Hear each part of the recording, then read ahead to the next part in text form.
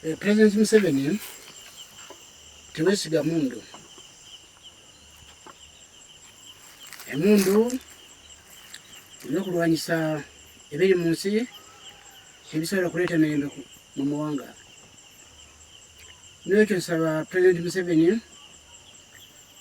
okwekenneenya ebigambo byange ng'omuwandiisi ayatumibwa Yesu Kristo mu 1998 okulaga okukyama n'okuwulako abagoberezi ba Yesu Kristo bali mu nsi kati okuleetera ensi yonna okufaanana nga bwe mugiraba. Kyemba nsaba n'obuwombeefu President Museveni bwe teweesiga emundu. Bapulezidenti bonna mu mawanga bayigire ku ggwe, bayigire ku ggwanga lino Uganda. Kubanga obuwanguzi bwa Uganda bwakuva mu kusaba Katonda. Obuwanguzi bwa Uganda bwakuva mu kusaba Katonda, okusaba kuli okwasumulula Petero, Pawulo ne Siira mu kkomera, okusaba okutabangawo nate mu nsi mu mirembe gino n'okutuusa leero. Okusaba okwo okwasesebula ebisiba mu makomera ne bikutulakutula enjegere zonna ezali zisibye abasibe Petero, Pawulo ne Siira, bategeeza nti okusaba okwo Katonda kwalaga Uganda kwelina kukola n'amawanga gonna gayigire kuyo. Bategeeza nti okusaba kuno okwasumulula Petero yali mukomera yekka. Okusaba okwo bw'osoma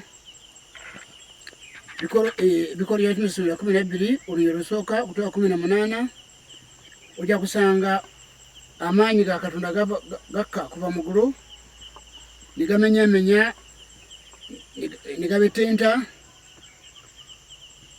byonna byali bisibye mu kkomera n'enjegere zaali ku Petero ne zikutukakutuka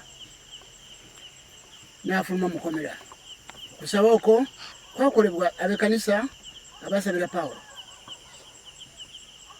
Ate bw'ogenda Bikolwa bya Timoseewo 16 olunyiri lw'16 otwakwana ojja kusanga Pawulo ne Siira nabo nga amaanyi ga Katonda gabasumulula mu kkomera era ne gamenyamenya ne gasesebula byonna byali ebyokulwanyisa abakuumi b'ekkomera bye baalina wamma abasibe ne basumululwa mu kkomera, amaanyi ga Katonda ne gakikola.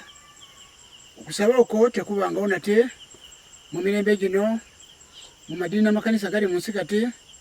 N'ekyo okusaba okwo kwekujulidde era kwekunaasanyalaza abalabe bonna abatunudde Uganda mu mawanga gonna. Era okusaba okwo kwekunaziyiza n'okuzikiriza ebirowoozo ebibi, ebikolwa ebibi n'ebizibu ebiri mu mawanga. Okusaba okwo ekikulu mu kyo abantu balina kutegeera, bannayuganda okusooka mulina okuyiga mutegeere nti abantu bano Katonda okutuuka kussa amaanyi ago ne gasumulula abatume ne gasumulula Petero ne Pawulo ne Siira mu kkomera, mbeera ki gye baalimu Katonda okutuuka ku ekyo. Bannayuganda kye mulina kumanya mutegeere nti Petero yali afaanana atya, Katonda yali amulaba atya. Pawulo ne Siira baali bafaanana batya mu maaso ga Katonda. Amaanyi ago alyoke gakke. Ekyo kye mulina kuyiga, kye mulina kutegeera. Ekkanisa yasooka yali efaanana etya. Lwekyo mbategeeza kaakano nti kye musaana kukola kwe kumanya nti amaanyi g'emundu by'okulwanyisa bwe mulaba amawanga bwe gaweesa, si za Amerika, zinasha, mawanga gonna, amawanga mangi gaweesa. Era ebyokulwanyisa kyatunzi nnyo, omundu kyatunzi nnyo kumpi kisinga bintu byona biri munsi mpozi emere yesoka byo kunsala bidako kikiri munsi kakati nemba tegeeza kibyo kuwanyisa emundu tesobola kuleta emirembe ku nsi wabula kwongera ebizibu byengera ku nsi inakuyongera ku nsi kubanga byokulwa emundu ba president yebesiga kiretede amawanga gano kubeera n'amabanja agategerekeka kiretede entalo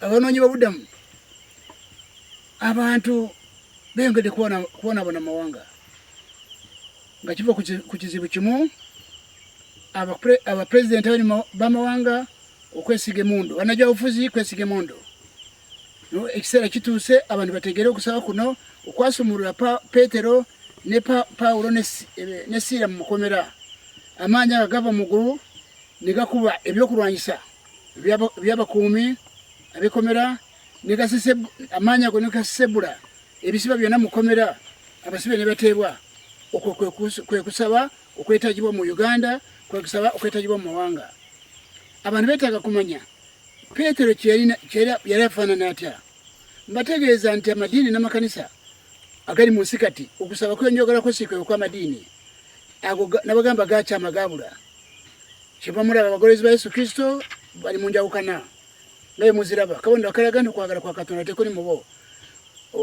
okwagala nange etteeka Yesu yabawa ati libafuga obumu Yesu yayagala ati yayagala mu bo tebabulina nga kabondo akalaga nti omwoyo wa Katonda tali mu bo n'ekyo omwoyo wa Katonda watali ebyo ebigambo agono maanyi tegasobola kuva mu ggulu ne gasumulula abantu mu njegere zino mu makomera nga bwe kyakolebwa eri Petero, Paulo ne Sila. N'ekyo mbategeeza nti waliwo ekigambo ekiyitibwa okuzaalibwa omwoyo. Okuzaalibwa omwoyo ekyogerwako mu Njiri ya Yokaana essula 3 olunyiriri olusooka okutuuka ku lw'omunaana. Ebyo bigambo ebiri awo bye byetaaga kumanya. Bye byetaaga kumanya bulungi kubanga bye binaleetera Bannayuganda okufaanana Petero ne Paulo ne Sila amaanyi ga Katonda ne gasobola kukka ne gasobola kuwonya eggwanga lino Uganda ne gajoonya ebikolwa ebirina ebizibu n'abalabe baalyo ng'eggwanga.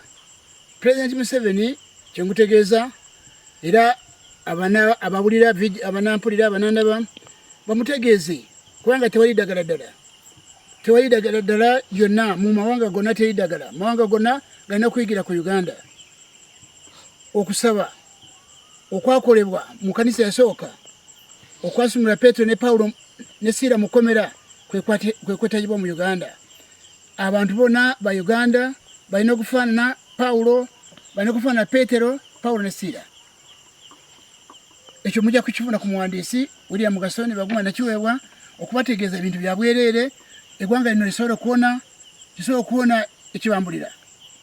Abalabe basobole kubafugaza okusaba kujja kufugaza abalabe kujja kufugaza ebikolwa ebirina ebizibu ebiri mu mitima gy'abantu ebiri mu maka ne mawanga. N'ekyo kati kiriwo mugobere bwandiisi buno okusaba mujja kubanga mugoberera mbategeeza nti simu zange zino muzigoberere 0782599115 ate 0703559933 tujja kusobola kutambula mujja kusobola kumanya naye amawanga gonna ba presidenti bakome okwesiga emundu tezija kuleeta emirembe ku nsi.